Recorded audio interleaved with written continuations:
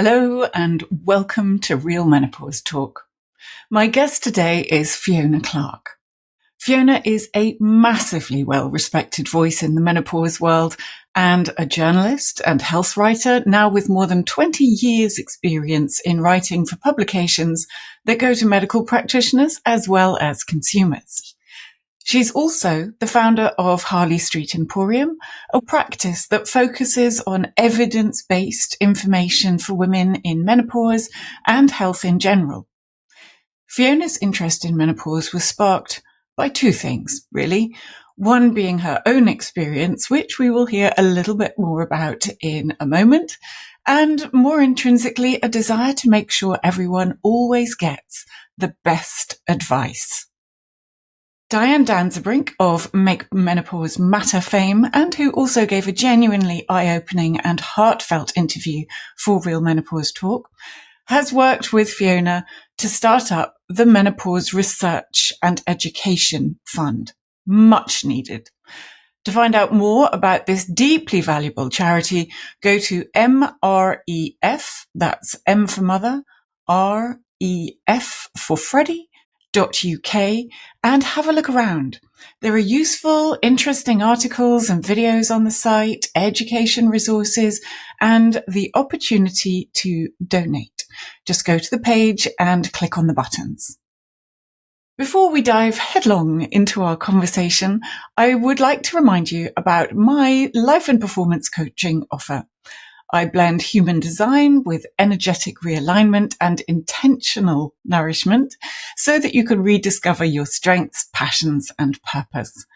The way this transforms people is truly remarkable. My clients often come to me feeling as though they've lost their way, lacking direction, and then they emerge with a lightness and freedom that enables them to be their true, brilliant self. And then everything else just slots into place. Strength, nutrition and menopause coaching has 2 slots remaining, and then I am at capacity for the rest of the year. So if you are interested or you'd like to know more, drop me a line, hattie@realmenopausetalk.com. And now, on with the show. Here is Fiona Clark. So Menowars grabbed me by the title because it was at the exact time where I'd had enough of the division of the menosphere or the Menospace or whatever you want to call it these days. And when I started this podcast back in October 21, it was a welcoming kind of, come on board, join us, we'll all help each other and support each other kind of a vibe. But I feel that over the past 5 years, it's split, and sometimes viciously, into camps of HRT, not HRT, or do this, don't do that, or there must be many, many multiples. So before we get into all of that, would you like to tell people a little bit about yourself and your background, where you grew up, so they get a sense of who you are if they don't already know you? True. Well, I guess the first obvious thing is I'm obviously Australian. So I grew up in Australia and started my career there. My degree is in anatomy and physiology. Exercise physiology was my major. And after finishing uni, I went into journalism and worked for the Australian Broadcasting Corporation for many years, about 20 years, ending up on their equivalent of Newsnight for about a decade. Towards the end of that, I had a child and was working. Literally, my day would start at 7 a.m. It would finish around between sort of 1 and 3 a.m. And I thought, I can't do this any longer with a child. So I left and I went into medical publishing. So I've been working for the last 20 or so years in magazines and journals and stuff that go to medical professionals, which has been great. And when I ended up coming here, I started this thing called Harley Street Emporium, which was originally about getting evidence-based information to women on skincare for an entirely different reason. And literally within about, 6 months or so of launching that, all I was doing was talking about menopause. And every night, especially during COVID, I'd be interviewing menopause experts, and we'd always get to a point in the conversation where I'd say, what do we know about the evidence for this? And they'd say, we don't. And after a while, I started to get really frustrated. So I went to Diane Danzebrink, who started Menopause Support, Make Menopause Matter, and Vikram Talalika, who's a reproductive health specialist, and said, you know what, I think we need to set up a charity. So we started the Menopause Research and Education Fund, which is a charity that aims to raise money to get support and research done on women, because around menopause there is virtually nothing. Mm-hmm. And also to provide education for people. And over that period of time, evidence-based education, over that period of time, as you say, the landscape has changed. And I guess, you know, I probably look at it from a very different point of view than other people, because to me, I'm looking at it and thinking, wow, this is a slice of society that's actually looking very, very differently. And it's not just about menopause. It's about looking at the whole state of aged care and women, and as we age and how we're treated and what we know about them through this lens. Because if we can't agree on menopause, we really can't agree on very much, because 100% of us go through it if we live long enough.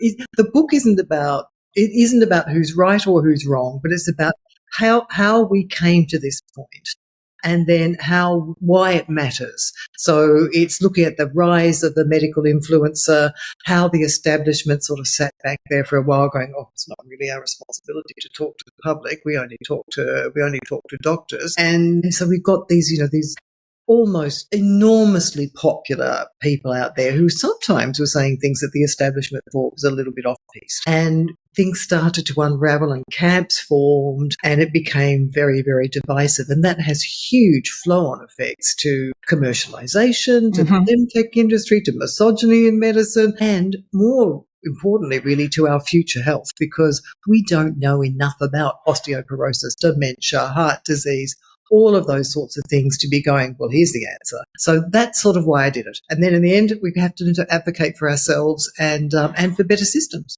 Yeah, I couldn't agree more. I mean, on all of that. And, you know, the subheading of your book, Why Menopause's Moment Has Gone Wrong, and how you can navigate it, that hooked me, because knowing why it seems to have gone so wrong, and so many women now are perhaps seeking information because perimenopause has become a word that they're more familiar with, but they're still just as confused as to what information is correct and how to find it. Yeah. So given that you've written from your perspective and know why it's gone wrong, how can we get it right?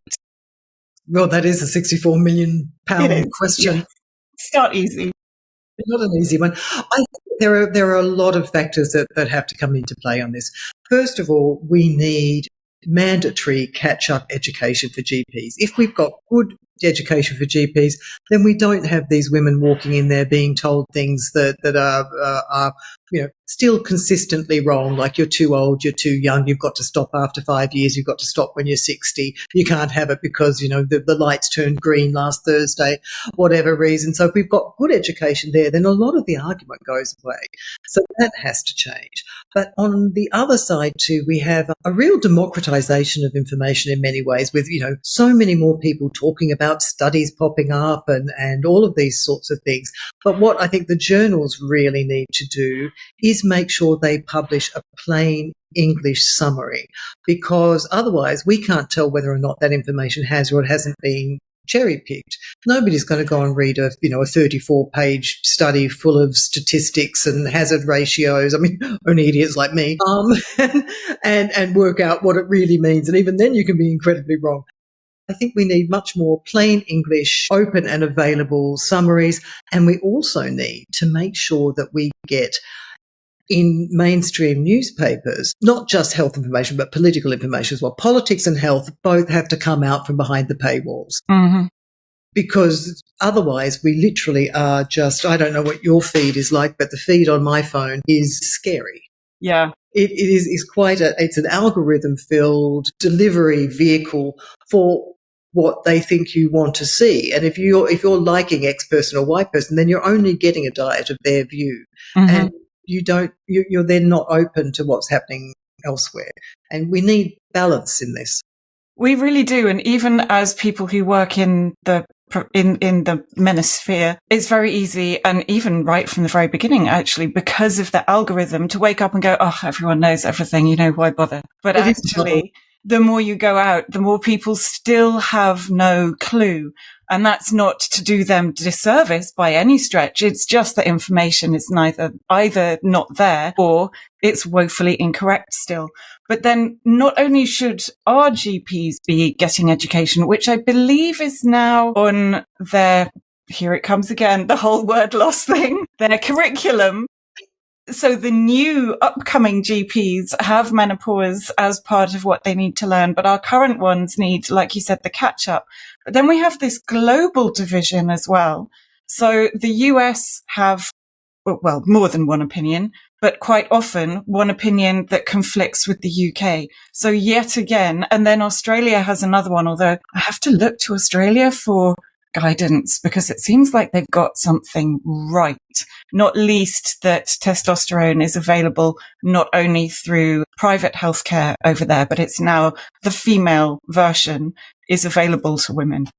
So is there any way of unpicking all of that as well? Because yes, once you get this algorithm and it can get quite sinister, where do we find the common ground at least? Yeah, this is how we break that down, how we get people back from being very defensive and arguing about everything. And they really are at the moment, and it doesn't seem to stop. How to just calm everybody down and get them back to a point where they can speak. And there's another thing that's boiling away at the moment, which is coming out of Australia, and it's a Substack that's been written by a lady who is saying that the IMS, so the International Menopause Society, the Australasian Menopause Society, and the British Menopause Society, between 2014 and 2023, got their guidelines wrong, and they put women's lives at risk. And so basically the argument behind it is that a particular form of progesterone had on its manufacturer's box of how to use it if you were using it sequentially 200 milligrams. And the IMS, AMS and BMS adopted guidelines said 100 was enough. And so her claim is then that, well, by not following the manufacturer's recommendations, you've put these people's endometriums at risk because you weren't giving them enough progesterone. But what it doesn't take into account then is that these guidelines aren't based on manufacturers' recommendations. So manufacturers do their own studies, and that's how they get their license. But the guidelines are based on a systematic review of lots of studies in multiple women in different countries in real lived experience, and that's what they're based on. So they were based at that time saying on a Cochrane review, which is like the gold standard of reviews. And so they were based on that. So they did change in 2023, and they did change it to 200 for sequential, based more on current data. Things change. Mm-hmm. Yes. And to say then that, okay, women's reproductive health or their endometrium was put at risk, you require data to say that. And if you look at the data between 2001 and 2021, endometrial cancers have gone up in younger age groups. They've gone up in the very older age groups, but they've actually gone down in the 40 to 69 or 49 to 69-year-old, 50 to 69-year-old group. 50 to 69-year-old group. And they would be the ones who would have been taking this prometrium or this progesterone at that time. So, there are other factors that come into play as well. Obesity, lifestyle, they all affect endometrial cancer as well. So it's probably more likely the obesity, which has affected younger people and possibly older ones, but in that particular group that would have had the progesterone or more likely to have the progesterone, it's actually gone down.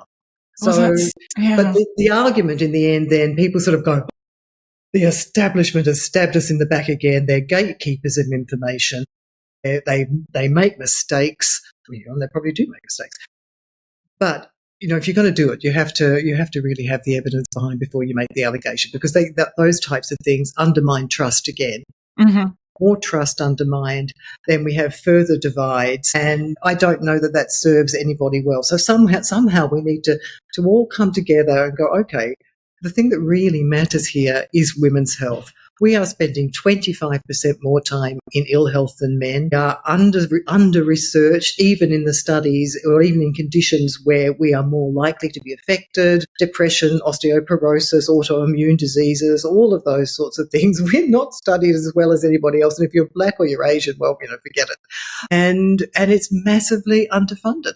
Mm-hmm. So we need to change those sorts of things so we can actually get more evidence and just bring people together and go, women's health matters here, not who's right and who's wrong and who's saying what. This is what we should be focusing on. Someone drew attention to the fact that research on women is wildly inconvenient. And this is somebody who is keen on researching women. So hear me out here, because we're cyclical creatures. And if you had two studies, one on men and one on women, if you wanted to get meaningful data, you have to do more than, say, 3 or 4 people. So let's say you have 100 men, 100 women. We go, all right, Monday is go day. Men, off you go. Women, we go, right, okay, day 1 of your cycle is go day. And between that 100 women, when that cycle starts, and then 3 days of the month. Exactly. And then maybe somebody's already had day 1 the day before, so you have to wait the whole month, and then length of cycle and whether they're on hormonal birth control. I mean, there are so many factors, and therefore my guess is it needs even more funding because it takes that much more time. And yes, we are inconvenient, but we are incredibly important. It's, not our fault. I don't think inconvenience is an excuse anymore, especially when we know that, this is why I guess we have most of the studies on postmenopausal women and stuff, because we're just much easier. But to say that we're hard to study because of our hormones and then just rule us out is just insanity. We have way more adverse reactions. We end up taking way more medications because of all of the chronic diseases that we do have. We're more likely to live in poverty, be victims of domestic abuse, suffer from depression and the other chronic illnesses and those kinds of things. So, we absolutely have to be tested on, because you cannot say that there's just more adverse reactions among women because they're taking more drugs and they're just small men. It's just not true. No, exactly. And you know what? One thing in particular surprised me in your book, that shifting from less estrogen to a more androgenic profile affects, yes, I know where the body stores fat, that can shift that enormously, but affecting how the blood clots was brand new information. And obviously that can lead to increase, not wanting to scare people, but just more inform them and make them aware. It leads to an increased risk of heart disease or strokes or TIAs. So what else? Again, you've just mentioned that we suffer more. I think there was a piece in your chapter about cardiometabolic disease as well, that we are made to wait longer in hospital, which is frankly adding insult to injury. Less likely to be diagnosed of a heart attack, and yet, yes, have different symptoms. But from bitter personal experience, I do believe also we have potentially a higher pain threshold, and we've been conditioned not to make a fuss. Both of which do not go in our favour at all. So what else should women be aware of? What should they be looking out for? And how do they advocate for themselves? Should they be in an emergency?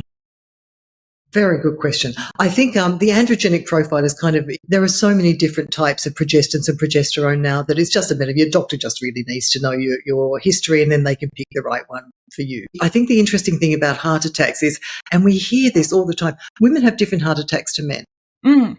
Yes and no. So we always like to be very black and white. In fact, actually, I was doing a thing the other night where a doctor said, women have different types of heart attacks than men. And it's like, sometimes we do. So there are lots of different types of heart attacks. There are the heart attacks that affect the big blood vessels, which men are more likely to have. And they're the ones where, they put the stent up to open the blood vessel again. And women do have those. But there are other ones, the Inoka, Anoka, and Minoka, which are not smaller but a bit Balearic Islands. There are 3 different types of heart attack that affect the small blood vessels. Now, men have these too, but women are more likely to have those. So And they do present slightly differently. It's not necessarily, I mean, you know, we still do have the chest crushing, you know, jaw pain, left arm, those kinds of things, but often we'll present with different types of symptoms and often we'll present later because they are different. And the worst thing about those ones is, and this is what happens when you get to the hospital, is because you don't have the rise in that enzyme that they're looking for that says, oh yeah, you've had a heart attack, because it's affected the heart differently and they're harder to pick up. They require different tests to be picked up. So that's why you'll often be sent home saying, oh no, you're fine. You've just, you know, eaten wrong with reflux, whatever it is. And then you're more likely to die, unfortunately. So they need to stop thinking about, this is what the British Heart Foundation says as well, stop saying atypical heart, because that diverts people away from it being a heart issue, and do the proper tests that go on and look for those other microvascular changes. It's going to take a while for people to for that to filter through. Yeah, unfortunately it is. I think many of us take our hearts for granted and just assume it's all completely fine until there is those warning signs that we would have had of the reflux or the tightness in the chest and those sorts of stuff. You know, if my husband says to me, I'm having difficulty breathing and my chest is sore, the first thing I think is, have you got any left arm pain? Is there any pain in your jaw? Is your back sore? Do we need to go up to the hospital right away? If I say it to him, he just sort of looks at me like, yeah. Die.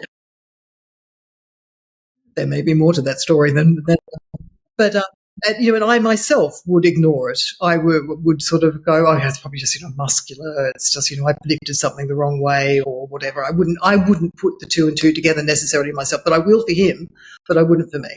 Yeah, I think that's something that, again, an awful lot of us do, and it's very easy just to dismiss things and go, oh, well, I'll work my way through that, or it'll get better, and dismiss it as really insignificant, when actually perhaps we should pause and just check.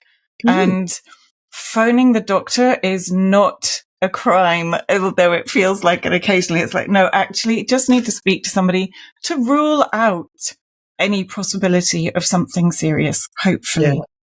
Hopefully. Although I'm guessing you read the bit about my blood pressure and the hospital experience. I have, yes, and with great sympathy, empathy, having been through something different but parallel myself as well. Share more about how that really was. Yeah, that was horrible. It was almost like it was a surreal experience. In the end, I was sort of sitting back in the bed, sort of looking at everybody going, really? Is this actually really happening? So what happened is I have very high blood pressure and it's been poorly controlled for a number of years. And my grandfather died of a stroke. My uncle had a stroke. My father had a stroke and he didn't die, but he was incapacitated for the last 10, 15 years of his life. And so one day I was sitting here and I was thinking, God, I'm really just not feeling right. I took my blood pressure and it was quite high. And so I said to my husband, I said, you know what, I think I'm just going to go up to the hospital. So by the time I got there, I sort of got to the reception desk and sort of said this and I almost passed out. And so she said, okay, we'll take you straight through instead of sitting out with everybody else, I'll wait behind the doors.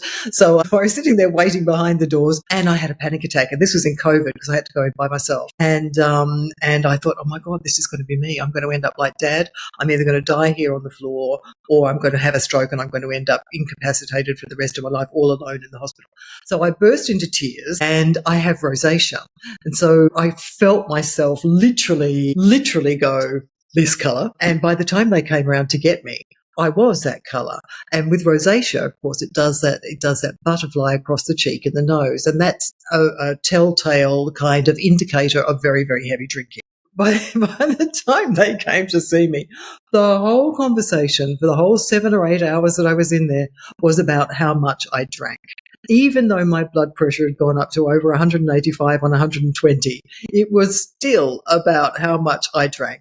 And when my face had fine, I actually said to one of there was a very, very nice Caribbean nurse there, and I said to her, I know you're probably going to find this hard to believe coming from a middle-class white woman, but I think I'm being discriminated against on the basis of the colour of my skin. And she just sort of laughed and sort of like, yeah, well, welcome to my world, baby. And at the end, when I'd gone back to a normal size, that sort of colour, the doctor came around and said, oh, yeah, you're right, your skin has gone back to normal now. And then he handed me a prescription for thiamine, which is the vitamin B supplement they give to alcoholics. And it's like, Great. You just really weren't listening at all, were you? So no advice on the high blood pressure, absolutely nothing. Even my GP actually rang me a couple of months later and said, did you have a stroke? No, I didn't have a stroke. You tell me if I had one. So yes, it was not a great experience. So you're not often listened to and you're not often taken seriously. No, and I find that absolutely appalling, particularly when you are able to say quite clearly, yes, I am used to having high blood pressure, but not like this.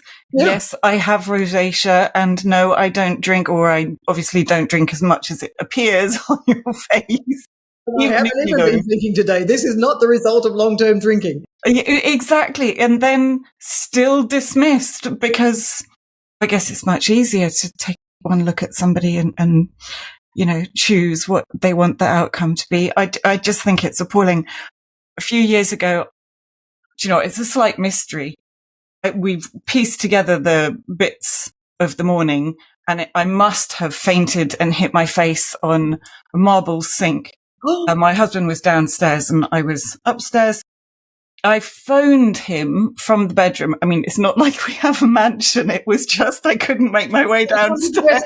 Yeah, exactly. And wasn't making any sense. And the whole of my left side of my face, because I'd fallen and smashed it, was a little bit droopy. So he thought I was having a stroke. I didn't know what was going on. I kept thinking I was going to throw up. The emergency services could see that I thought I was going to throw up. They didn't know. So they, whisked off to hospital. And they took my blood pressure and everything was fine, a bit low. I run low anyway. And then all they did was push on my face and go, does this hurt? I went, yeah, that feels like I've been hit by a truck. And they went, okay, well, you can go home, take some aspirin if you've got any at home. No scans. Something that could have actually had a bleed underneath it. Could have done, who knows? And it turns out that I'd broken my cheekbone and my orbital bone, which I found out thanks to the dentist about 10 days later. Oh, and all the bruises finally came up as well. But that took 24 hours. So they didn't know what to do with me, so they just sent me home. X-ray would have been nice. It would have been, but because I didn't scream, I wanted to, but I didn't. I just went, no, that really hurts. They thought, oh, okay, so it kind of hurts. Well, whatever. Yeah.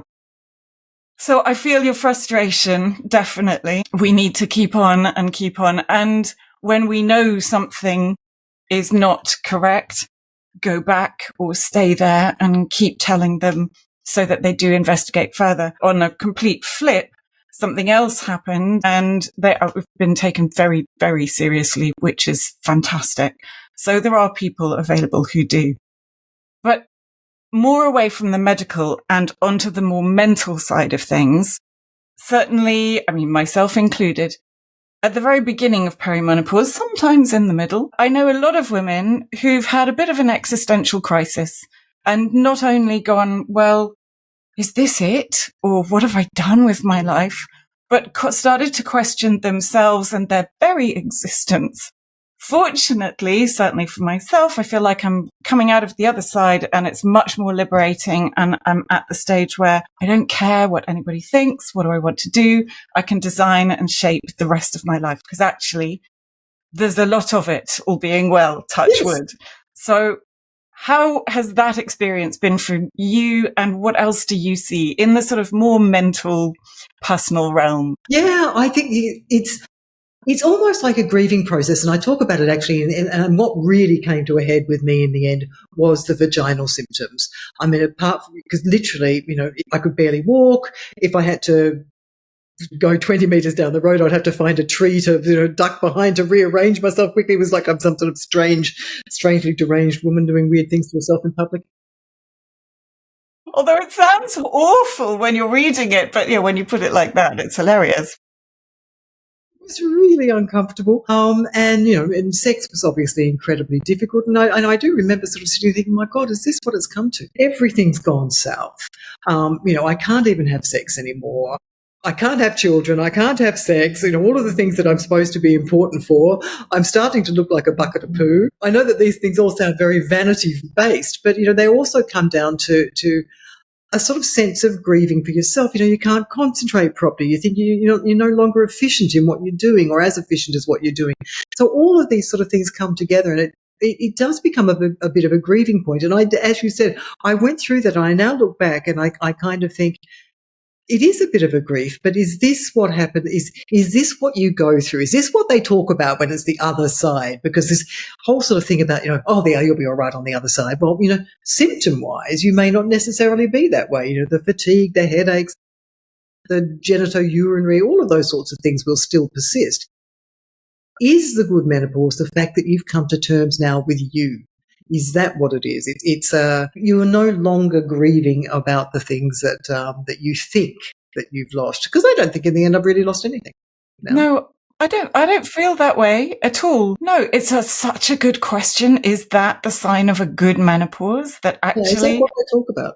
You come to recognize yourself and also then find your strengths and lean into them and finally maybe actually enjoy them and all the other things that you do have to offer, because we're not just here for reproductive purposes. No, we're not. And I don't know if you saw this morning, Dr. Sarah Mackay in Australia, who's a neurologist, she was talking about a study that's just been published. And I love this. I could not love it more. It's basically looking at peak brain function and 50 to 60, baby, peak brain function. So, we may not know where our glasses are or why we put the keys into the fridge, but we can still run businesses. We still have high executive thought.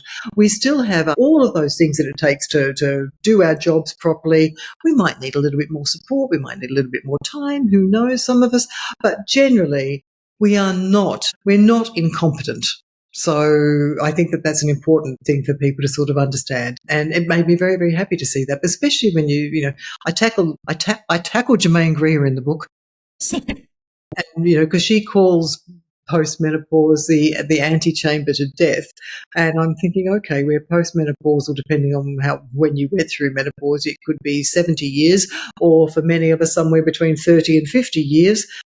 That's a long time to be sitting in an antechamber of death, and there's an awful lot you can do in that period of time. It's the equivalent of being born, finishing school, finishing university, and getting to a medium grade in your career, 30 years. So imagine what you can do until you're 80, 85. Exactly. And if you take the beginning of perimenopause all the way through to the rest of the end of your life, you're probably in the workforce, or very possibly in the workforce, for longer than you are pre-perimenopausally. And so let's make the most of it. I mean, absolutely. It's a very important time. And going through that period of just thinking, oh, well, that's it. And I think I was only 41. I'm now in my 50s going, oh my goodness, I knew nothing. I mean, I'm sure I still know nothing, but at least I know a tiny bit more than I did then, because maybe that was that then, but there is so much more to come. But yes. I think that's also important, not just for the women to realize, but for everybody, so that our value as women in society hopefully increases and certainly is not diminished by the fact that we're not 20 anymore. Yeah, exactly. And it certainly needs to, because especially now as the research is starting to come out on how much menopause is costing us economically, not to mention what's already in the past cost us economically in terms of lower pay during maternity leave, taking time off to care for kids. Then we become the sandwich generation and we have to look after our parents. Generally, the women who do this, we end up retiring often in poverty in comparison to men. And there's that horrendous, it was a very good study, but it's horrendous in terms of statistics, railway workers study that shows that women retire on around about £206,000 less than their equivalent male, which means that you have to work for 19 years to make up that money. So that will take you up to the age of 84. And with an average life expectancy of 83, you're still expected to work from the grave just to make up the lost money. And that doesn't even include the lost money that you had from taking time off, retiring early, changing jobs, changing hours because of menopause. So, we are really at a distinct disadvantage just by being born with ovaries, and that has to change because we don't deserve it. I agree. You've been working on your husband, so one of the things I really love, it made me laugh, is that he knows the difference between a Volvo and a vulva. Literally, we were sitting in the dining room. This is before I managed to get my vulva fixed. And I was sitting at the dining room table, as you do with my family. And I was saying, oh my God, somebody really needs to look at my vulva. And we said, but we don't drive a Volvo. It's like, no, we don't. That wasn't exactly what I was talking about. How did you segue into what you really meant? I'm talking about that Volvo. he literally has I don't think many men absolutely, I mean, they know how to make a baby, but they don't know anything else about women's reproductive health at all. But then again, I mean, if you think about it, and I talk about it in the book as well, having done anatomy, spent all that time in an anatomy lab chopping up bits of men, but not chopping up any bits of women, not looking, I mean, I literally do not remember looking at the vulva of a cadaver at all. And having had 20 years in medical publishing, nobody told me that this was going to happen to my vulva. I had no idea. There was a point that was brought up yesterday. I was giving a talk, and the man who asked a very valuable question, do you think women know? Men don't have a clue about perimenopause, or by and large anyway. But do you feel that women do? And I had to say, I don't think they do still. So it's very much up to us to get them young and educate the kids, literally the kids, so that they're not scared of it and they know how to manage it. Yeah. And it's an interesting thing too, because I know that, especially in different cultures and things, they say, oh, you can't talk about this sort of thing in front of men because they've been mortally offended. But I live in a building that has a concierge at the front desk, and, while I was waiting for my book to arrive, every couple of days I was going down going, has my book arrived? Has my book arrived? And I think it got to the point where they were just looking at me like thinking, seriously, she thinks she's written it, but she hasn't. Finally, it did arrive, so I got it out. And he sort of said, oh, it's on menopause. What's it about? And so I started to describe, and I went through and I got to the sort of sexual health sort of stuff, and he was going, that's my wife. That is exactly her. I didn't know what was wrong. I thought it was me.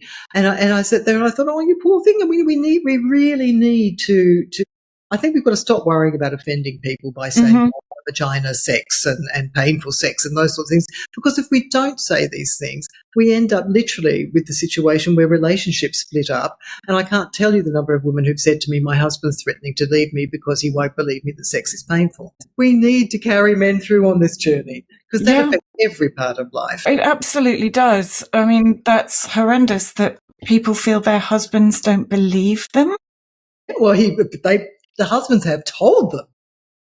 So and then you sort of think, oh my God, I don't know how to advise you on this. I mean, it's not my job to advise anybody on anything, but it's sort of the best I could really come up with was like, go to the GP yourself first, make an appointment with the GP, explain what's going on, then make another appointment and bring your husband in and get the GP to explain to your husband what is going on. If he doesn't believe you might believe them. Yeah. Well, I mean, I was thinking again the other day, many men never entered the room when their wives were giving birth once upon a time. And now I feel... My husband's Eastern European and they're not allowed in the room. Are they still not? No. I mean, it's an interesting one. In Russia especially, you can argue to be allowed in, but generally, no. Gosh. Do you know what I am? I'm surprised because I feel now, certainly in the UK, certainly many men want to be present at the birth of their child, and that's considered more normal than them waiting in the corridor with their cigars once upon a time as well. Exactly. Or down the pub waiting for a call. Yes, exactly. So then, yes, the discussion about flooding and periods and all the things that are really not very pretty, but very much part of our lives, I think it's incredibly important. And if they're happy to see their children being born, then they need to know about all that's gone into that and what happens afterwards. Yeah. So they can support as well. But yes, wow. Because I would imagine that most men would not want to think that I'm causing pain to the person who I love. Yes, yeah. I will agree on that. Yeah, absolutely. So about your book then, where is it and how do people find it and anything else you want to share about it? Because it is such a cracking read with all the different points that you make, the different chapters. Every single one of them has great value and some of them in a different way. So yes, over to you.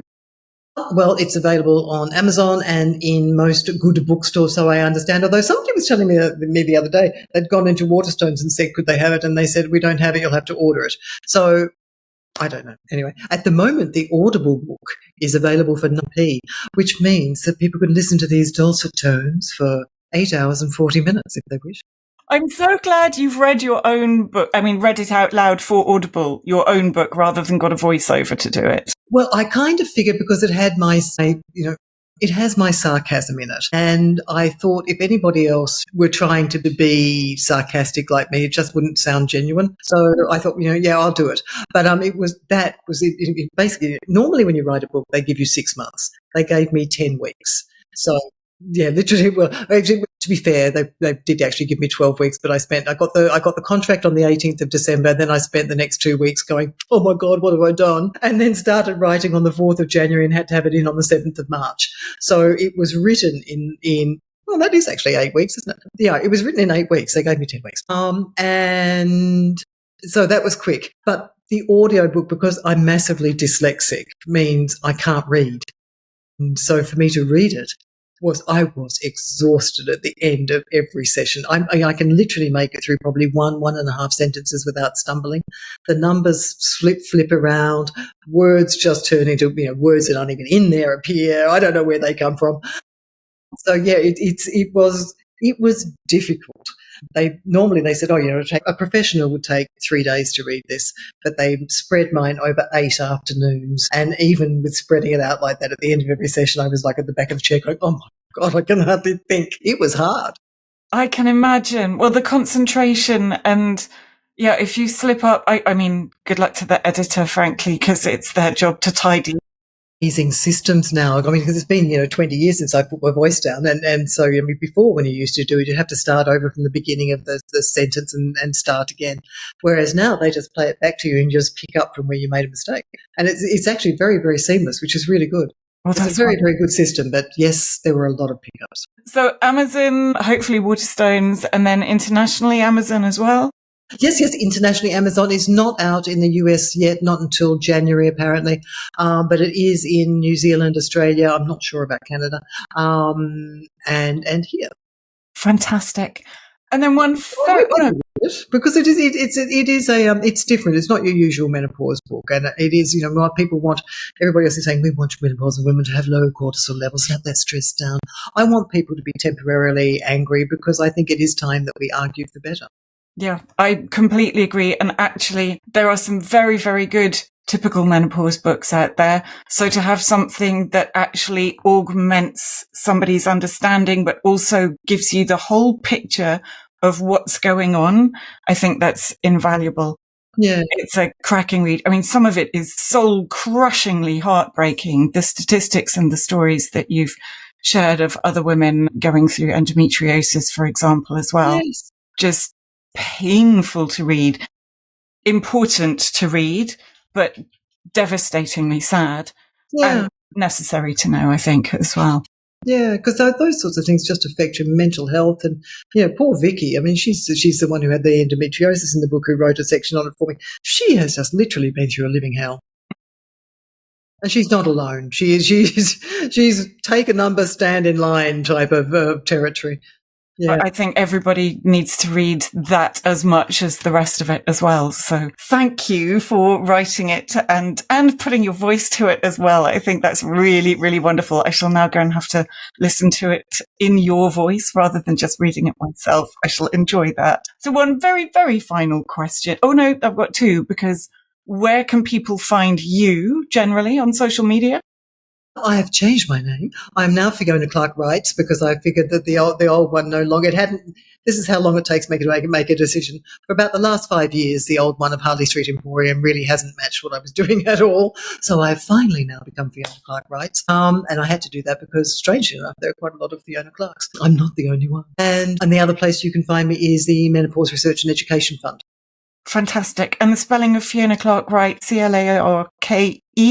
No E. No E. And then the right part? As in to actually physically write.